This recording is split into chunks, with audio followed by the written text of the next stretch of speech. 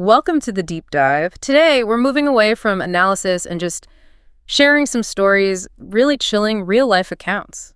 Yeah, these are the kind that stick with you, where ordinary life just sort of tips over into genuine horror. Exactly. We're not just recounting facts here. We want you to almost step into the shoes of these individuals, feel that moment when things go terribly wrong. That thin veil between normal and nightmare. Precisely. These come from a collection of true horror stories online, all first-hand accounts. We want to share them in a way that really brings out how unsettling they are. And often it's these personal stories, right? Yeah. They reveal the fears we don't expect, how a normal situation can suddenly become deeply disturbing. You hit it right there. That shift is key. And Yeah. it's really central to our first story called The Boy Next Door. Okay. So the narrator talks about his cousin. They were incredibly close, like brothers almost. It's a strong childhood bond. Very strong. They had this routine, alternating weekends at each other's places, splitting summers. Standard kid stuff, you know. Then, when the narrator was about 9, his cousin maybe 7, the cousin's family moves to Waterbury, Connecticut, Okay, Newtown. Newtown. And pretty soon, the cousin makes friends with this boy, Todd, who lives just 2 houses down. The boy next door. Literally. Todd was friendly, funny, apparently, but older, noticeably older, maybe 13 to 15 when they were just 7 and 9. That age gap can sometimes feel a bit off. It felt strange to the narrator, too. Why would a teenager want to hang out with much younger kids? But the parents, well, they were reassured. Todd's parents, neighbors, they all said, oh, he means no harm. The classic "he's just never made many friends" line. That exact line. Easy to accept, right? But Todd had this fascination with wild animals. Oh. Yeah, he was always claiming he was nursing them back to health, always had some injured bird or squirrel. Okay, maybe a budding vet or All right. something else. The narrator and his cousin had this nagging feeling. They wondered if he was hurting the animals and then nursing them back. A dark thought for kids to have, but intuitive sometimes. It just felt wrong, too many found injured animals. Then things got weirder. How so? Todd gives the cousin a squirrel he caught as a pet. Okay. Next day, the squirrel's gone, shows up back at Todd's house with half its tail missing. And Todd screams at the cousin, blaming him, even though the cousin just left it in the cage Todd gave him. That's aggressive. Bizarre. It gets worse. A week later, Todd comes back holding a dead squirrel, screaming at them again for killing it. They hadn't even touched it. This is escalating beyond just odd. Way beyond. But the absolute worst part, the narrator, being 9, was older than his 7-year-old cousin. Puberty differences, you know. Right. Todd gives the younger cousin hand soap and a handwritten note, instructions on, well, how to get yourself off. Oh, no. And he offered to show the cousin how to do it, but only, he said, when no one else was home. That's grooming, clear as day. Thankfully, the narrator found out. He stopped his cousin, convinced him they had to tell his mom. Good for him. That took courage. Absolutely. And the aunt, predictably furious. She marched right over to Todd's house, screamed at him, screamed at his parents. That progression is deeply unsettling. You see these, well, seemingly smaller things like the animal cruelty suspicion, often dismissed. But they can be steps, right? Early signs of much deeper issues. Exactly. What experts sometimes call that escalation of deviance, small, unchecked things growing into something predatory. It's a chilling reminder to pay attention to those signs. Definitely. And the aftermath here, Yeah. so devastating. The aunt moved the family out of Waterbury soon after that in '94. They'd only lived there about 2 years. Understandable. But here's the kicker. About 3 years later, Todd Rizzo was arrested for murdering a 13-year-old boy. He ended up on death row in Connecticut. His reason, he just wanted to know how it felt to kill someone. My God. Yeah. The original post even had links to Google Street View, the house where the body was found. It makes it so horribly real, makes you question everything. It really does. Okay, shifting gears now. Our next story takes place in Hollywood Beach, Florida, around 2004. All right. The narrator's 14, living with her dad in a small studio. Money's tight, but they have this treat every other Thursday, takeout from the local Chinese place. A little routine, comforting. Exactly. And the delivery guy is always the same person, Alan. He's the adult son of the restaurant owner. Okay, familiar face. Yeah. Described as short, tan, gray hair, glasses, friendly enough but quiet. The narrator's shy too, so it's just quick hellos, thank yous. Never felt weird. Nothing alarming. Nothing at all. And at 14, she's often home alone after school for a few hours. Seems reasonable, right? Old enough. Yeah, common situation. So one afternoon, she's home alone, maybe an hour after school. The house phone rings. Remember house phones? Yeah. She picks up. Long pause. Then some stammering she can't quite make out. Finally, a voice. Heavy accent. This is Alan. Alan, the delivery guy. She's confused too. Who'd Alan? He clarifies. Your delivery guy, Chinese delivery. Still makes no sense. What? She asks. Okay, weird start. Then he asks, did you, order food? And they hadn't. Nope. She tells him no. Another pause. Then the question that makes her blood run cold. Are you home alone? Oh, wow. No. Her heart just drops. She knows instantly what that means. Yes, she is home alone. Her first thought is, lie, say her dad's there. Right, standard defense. But then she realizes Alan knows her dad's work van. He delivers there all the time. If he drives by, he'll know the van isn't there. Smart kid. Thinking fast. So she switches tactics fast. Badly. My uncle is here. Then she challenges him. Why? Why are you asking? Good question. Put him on the spot. He goes quiet again. Then it's not a question anymore. It's a statement. You are home alone. Chilling. Absolutely chilling. She's totally stunned, Yeah. silent. Before she can react, he just says never mind and hangs up. What does she do? She's freaking out. Part of her hopes she scared him off, but the other part is screaming danger. She runs, locks the front door, locks the back door. Good instincts. She gets back to the front room, looks out the window, and there's a car in her driveway. It's Alan, just sitting there, staring at her front door. Oh my God. That's terrifying. 30 seconds later, the phone rings again. House phone. Does she answer? No way. She just watches him. He sits there for maybe 5 more minutes. She's thinking about grabbing a knife from the kitchen. I don't blame her. The phone rings one last time. As soon as it stops, she grabs it, dials 911. Okay, good. But she's scared not just of Alan. She's actually worried her dad will be mad about calling the cops.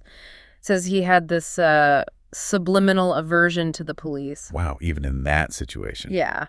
But while she's on the phone with 911, Alan drives away. That's a terrifying violation, isn't it? It's not physical violence, Yeah. but that feeling of being watched, targeted, Mm-hmm. especially in your own home as a teenager. It shatters your sense of safety. Completely. That routine comfort, the familiar face, suddenly becomes predatory. It's a deep psychological violation. Absolutely. The trust is broken. So the police come, take her statement, send her next door while they go talk to Alan at the restaurant and get her dad. What happens to Alan? Basically a warning. He claims it was confusion, said he thought they had ordered food and he was just trying to get an adult on the phone. Sounds weak. His mother backed him up. The police told the restaurant, look, find someone else for deliveries in this area. Alan needs to stay away. Slap on the wrist, really. Pretty much. But her dad, he wasn't having it. He was absolutely furious. He calls the restaurant owner, somehow gets Alan on the phone. Oh, boy. She only hears her dad's side, but it's intense. He asks Alan what the F he was thinking.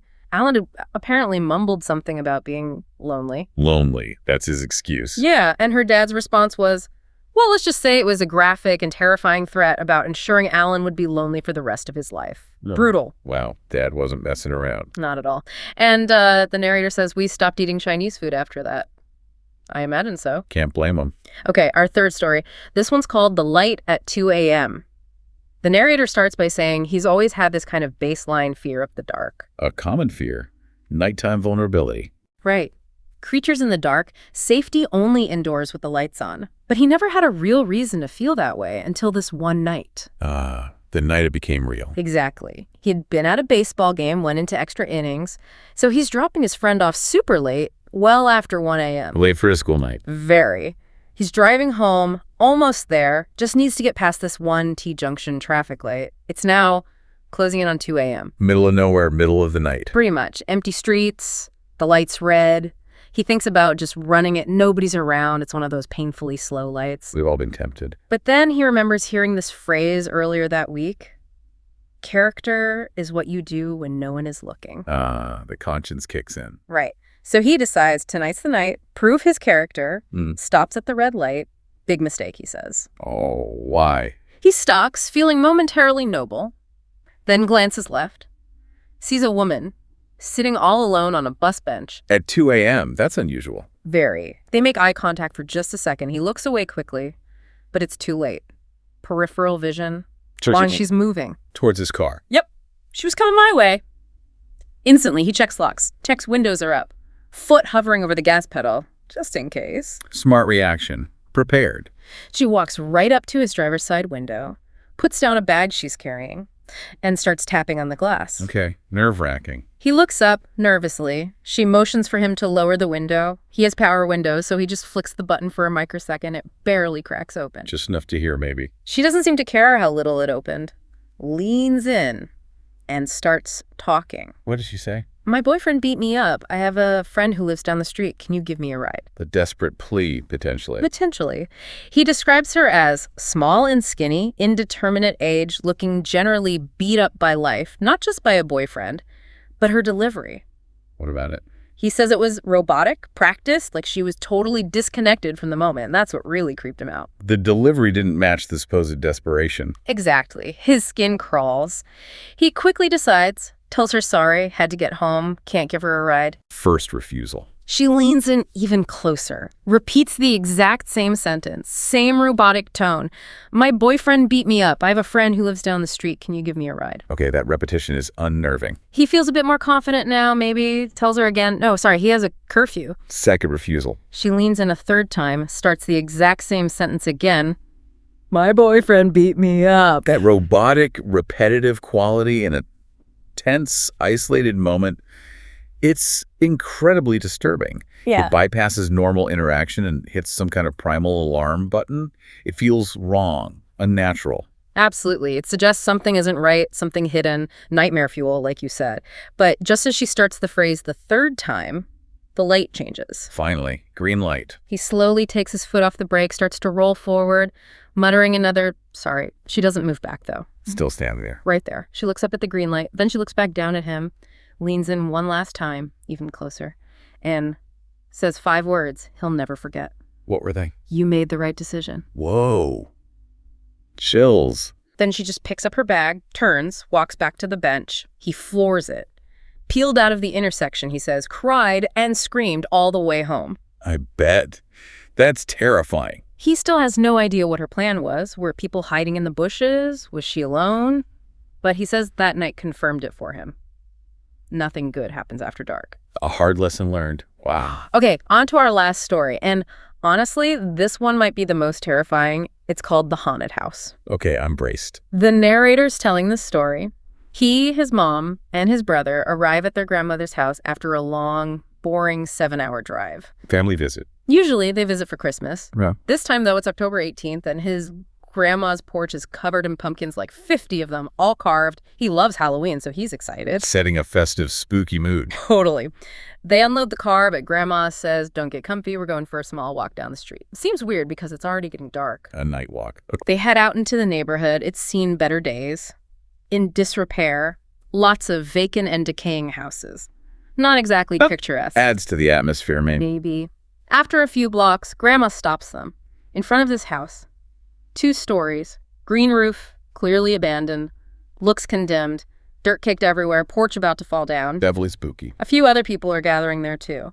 And Grandma announces, surprise, it's a haunted house, set up by a neighbor for Halloween. Tonight's the opening night. Ah, okay. Makes sense now. The narrator is thrilled, loves haunted houses, even the ones that are just for entertainment.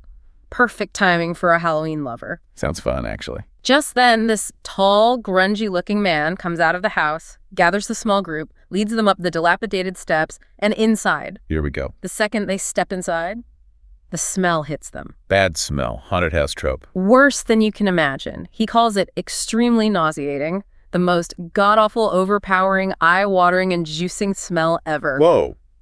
That's intense for a prop smell. Right. They follow the grungy guy downstairs into the basement, which the narrator thinks is odd. Haunted house, not a haunted basement. Yeah, basements are extra creepy, but usually houses have more levels. The basement door opens, and the smell makes the upstairs smell seem like child play. Yeah. People are actually gagging now. Okay, something's really wrong with this picture. Or smell. It's almost pitch black. The man flips a switch, dim light flickers on, and the basement is huge, way bigger than expected. What do they see? They walk down the stairs, stop in the middle. The man gestures around, arm out like he's proud, showing off his work. And that's when they see them. See what? Bodies hanging on crucifixes all over the walls. Fake dead bodies, the narrator assumes at first. Standard haunted house decor, albeit gruesome. But his mom, she steps closer to one to get a better look, reaches out and touches the corpse's hand. The look on her face. Pure, absolute terror. She grabs the narrator, shoves him and his brother, screams, "Run!" Runs for the stairs, out the door. Everyone else scrambles after them instantly. Oh my God, they weren't fake. That's the horrifying realization. That moment is peak terror, isn't it? Where your brain is primed for fake scares, that suspended disbelief you have in entertainment.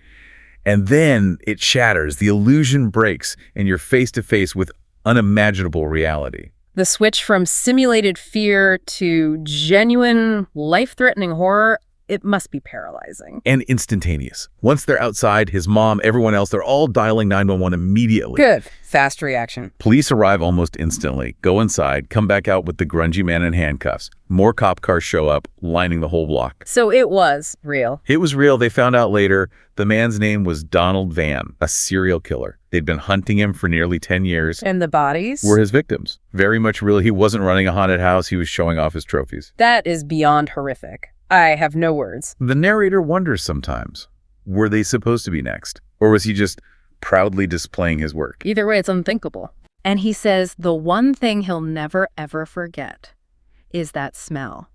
It's almost like it's burned into my nose. The original source even linked news articles about it. And get this specific story. It was submitted personally by someone called Dr. Horror to the channel Lazy Masquerade, a direct personal experience. Makes it even more chillingly real. So 4 stories, 4 glimpses into how horror can just erupt from ordinary life. The neighbor, the delivery guy, the stranger at the light, the house down the street. It underscores that the most disturbing things often don't come from monsters, but from people hiding in plain sight. Exactly. That thin line we talked about, it's thinner than we like to think. And these accounts are a stark reminder, aren't they? While we look for scares in fiction, true events often raise the most unsettling questions about human darkness. It really reinforces the need to trust your gut instincts. Absolutely. Question what feels wrong, even if it seems ordinary on the surface. Trust that feeling. Well, we hope these stories, well, maybe hope you enjoyed isn't the right phrase, but we hope they gave you something to think about. If these real-life chills got under your skin, And you're looking for more unsettling content. you should definitely check out the Horror Docs channel. There are plenty more spine-tingling stories over there. Please do like this deep dive if you found it compelling, share it with fellow lovers of the unsettling, and definitely subscribe to Horror Docs. More explorations into the shadows await. Until next time, stay safe out there, and remember, often the scariest stories really are the true ones.